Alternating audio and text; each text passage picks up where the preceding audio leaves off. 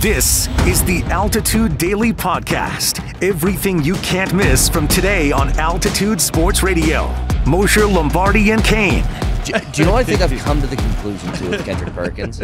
On why he can't stomach the idea that Nikola Jokic is as good as he is. He looks at Jokic and he sees a slow, big, unathletic guy. And then you throw on a Kendrick Perkins highlight reel. And what you see is a slow, big, unathletic guy. And I think to him, let's just do a thought exercise for a moment.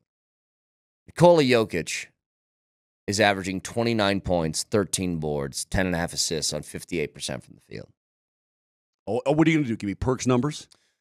Perk, who has the same athletic realm as Jokic, can't move all that well, doesn't jump very high, averaged 5, 6, and 1 for his career on 53% from the field. Are we sure about that?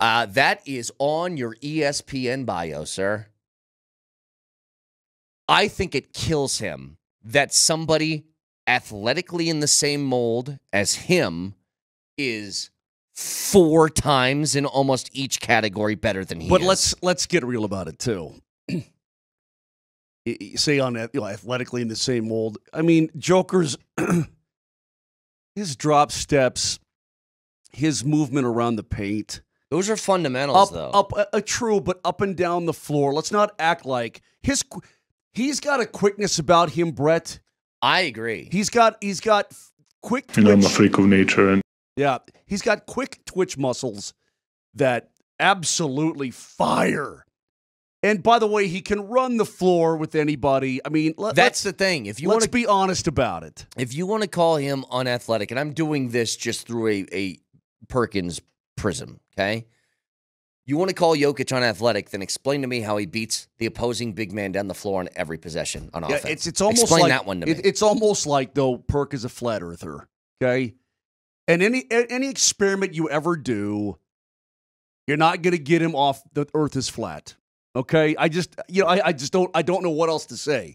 He's always been this guy. When he ever does pay Joker a compliment, he does it through gritted teeth. Yeah, he was great last night, son of a. One of those kind of deals. The Altitude Daily, the morning sprint. Maxx Crosby, what are you doing? Why are you saying this? Why are you putting this into the universe? Both Kirk Cousins and Aaron Rodgers had bad years coming off of Achilles tendon tears because they're old. They're old. They're washed. It's past their prime career opportunities. The bottom line is this. Aaron Rodgers goes back to the Raiders. What the heck does Davante Adams do? Does he come back with his tail between his legs? I mean, he's been attached at the hip. He has. How does that work with like his contract money that was owed him? I actually have no clue. I knew it would be a recapture. Because it's not in the NHL, it would be a recapture and you wouldn't be able to get the guy again unless the contract has ended. Because what he was just cut from with the Jets was a Raiders contract. I have no idea. Right? I have no clue. So Aaron Rodgers goes back per Maxx Crosby's request. And he just gets wants 2 different Davante paychecks. Adams. What do they do? How does that work from an HR perspective? Like, do I get paid every week instead of every 2 weeks then? That's a nightmare. That's a great question. I have no clue if it's even legal for him to go back to Vegas. I really need Aaron Rodgers to retire, dude. Because you know that Maxx Crosby and Davante are boys. They were tight. They had no problems with each other. Those guys were dudes. The big question is, what does Tom Brady want? Does Tom Brady want Aaron Rodgers there? No. He wants to restart, get a young guy, get a quarterback. It's going to be Shedeur Sanders. That's the dude. As much as you think Tom isn't the guy to be in front of the camera, he is. He's the guy to be in front of the camera. He's always in front of the camera. He's always that dude. He's the only guy that would have a roast that was broadcast like it was. And it was yes. He's getting work done on his face. Oh, my gosh. What the heck do you? I mean, He looks like a Ken doll. Come on. He looks like he belongs at the Wax Museum when you see him at the Super Bowl broadcast. It is kind of weird, isn't it? I'm like, dude, like show some bags in your eyes like me. Look old. Look 43 or 45, 46 or whatever. Survive on sunflower seeds and coffee for the first half of your day, and then come talk to me, Tom. I'll tell you what, man. I am 7 hours and 43 minutes into my day, and I have eaten nothing other than sunflower seeds, black coffee, and water. Also, I got it. Really interesting choice for a radio show to decide to eat sunflower seeds. Sorry. It's not like you can scarf down, you can scarf down a burrito or a sandwich or a cookie. You can gulp down a coffee. All the things Moser does from 7 to 10. I completely agree, KJ. I'm just following one of the greats in this market, maybe in the world. Marc Moser is my inspiration. The Altitude Daily. Columbus, Hastings, and DMAC. Starting off here, what is happening in Seattle? What is going on there? They are dumping everybody left and right, and we're walking in here this morning, afternoon, lunchtime. DK Metcalf requests a trade, and we'll see what happens with that. And we know Lockett is being dumped after 10 years there. Raymond Jones is gone. They're disassembling there in Seattle, huh? Well, they're not the only ones. 49ers doing the same thing right now. Brandon Ayuk is available, and 49ers made it clear that anybody on their team is available. They got cap hell. I don't know the specifics of Seattle. That one's a little bit more interesting, but they are in year 2, right? What happened in year 2 with Sean Payton? With the roster with Sean Payton, by year 2, it's time to get rid of the old guard. It's time to It's time to bring in the new guys. But right? DK Metcalf is part of a culture change. Justin Simmons was a part of a culture change. He was. Yeah. Okay. All right. That's remarkable. DK Metcalf gets about 2 personal fouls a game. You know. Now, don't get me wrong. I wouldn't get rid of DK Metcalf, and I'd take him in a heartbeat right here in Denver. Maybe there's a conversation to be had. Well, it's 27 years old, prime of his career, no big injuries. Metcalf or Adams? Metcalf, for sure. Oh, I'd take Metcalf over Adams, too. Yeah. Oh, yeah. Yeah. And what are we trading for him? I mean, if we get Samuel for a 5th there in Washington, what do you need? Well, but again, they took Samuel and picked up all of his money. Is Metcalf, does he have money? And I'm not sure. DK is probably second rounder. Well, what's Deebo Samuel's if 49ers pick up part of the money, though? I would say at least a third.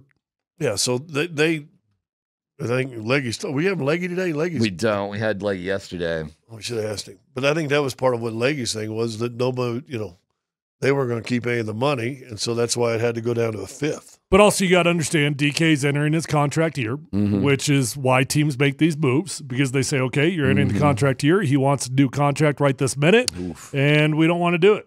His cap, well, why don't you look up his numbers? You're better at that stuff than I am in terms of settling it out. Well, I believe it's the last year of his contract. Am I right on that? I'm looking at it, and he has 3 voidable years. No, don't count those. Well, then that's why I told you to look it up. Yeah. No. I'm just talking it through with you. So I'm not exactly sure, but I think so. No, he's on the last year. 2025 is the last year of the deal.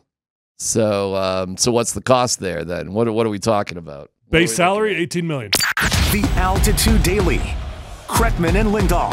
We got to talk about Gabriel Landeskog as Did you read the Peter Boss story too? I did. Yes, I did. Mm-hmm. Do you feel bad at all? Of course. No, not like it's crushing to read this stuff. Well, it's crushing to look about an all-time great Avalanche player who also just happens to be great guy, beloved by everybody in the organization, a guy that every single, I think I can speak for all three of us, every interaction you've ever had with the guy, he's just wonderful.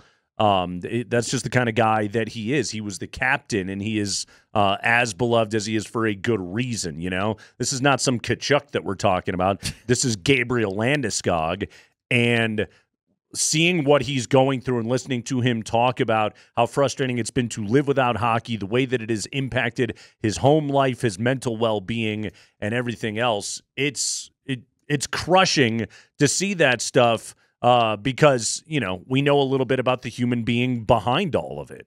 You and I had a number of fun conversations with him when we were locked down. Yeah. I'll never forget it. Remember, he came on, he was joking about Tiger King with us. I mean, he's very engaging. We didn't have any hockey to talk about. We had no sports to talk about. We were talking about Russian ping pong in someone's basement because that was the only thing going on. We probably just BS'd with him for like a half hour. Yeah. He didn't have anything else to do, too. And he would come on he's come on the show multiple times. You know, and look, we get a lot of texts, and I'm not going to say that I'm any better than anybody else. I felt the frustration, too. Are we wasting money? You're taking up money we could use for other people. Dude, you read that article, and I remember I actually hit up one of my friends that had sent me the video, and I just told him, this dude deserves any patience you've got. Watching the video and then reading Peter Baugh's story, which happened to show up in my life about 5 minutes apart from each other, I was like, holy cow, all right. But Andy, there is a business side, I know. There is a business side to professional sports, but also but we're all guilty of doing that thing of just like, I'm sick of so-and-so. Guy's never healthy. Oh, what do you know? He's hurt again. Okay. And it's just we all do that thing. Well, the guy doesn't want to be hurt. He would like to be able to play. He would like to feel good. I'm sure Jamal Murray didn't enjoy feeling like crap last year in the playoffs and then have a difficult time getting himself into shape for the start of this year. Like the guy had to go through something. You don't just get to go around that stuff and yet, Jamal's lazy, didn't get himself in shape. He was injured. What did you want him to do? Like what extreme conditioning did you want this guy to go put himself through while his body feels like crap? He has to heal, which then impacts other things. And we do this constantly.